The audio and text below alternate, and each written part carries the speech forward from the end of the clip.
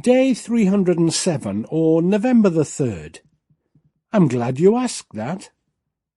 Our thoughts today are rooted in Acts chapter 7, verse 2. To this question, Stephen replied, "Brothers and fathers, listen to me.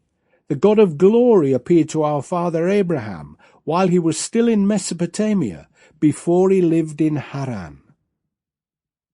And now the big picture surrounding this verse.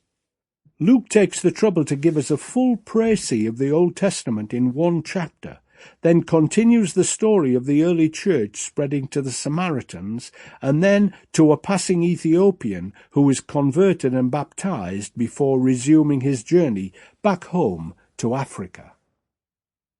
And now today's action step.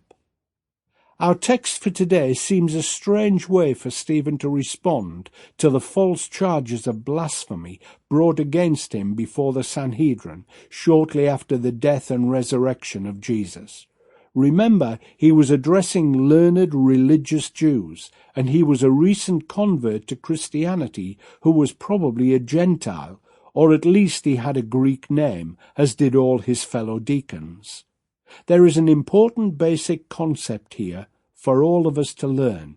Stephen didn't assume his hearers knew the whole story, and he didn't simply want to proclaim the remedy to the world's ills before making sure that the world's ills were clearly understood.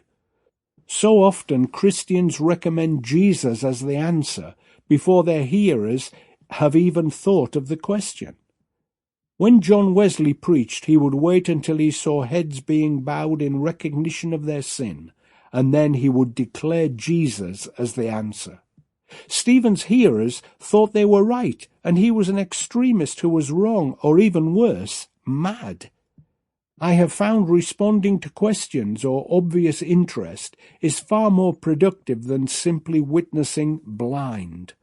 Of course, there is no formula for success, but choosing to use the method of responding to interest seems the best option to me. Your job now is to raise levels of interest by your lifestyle so that people will ask you questions.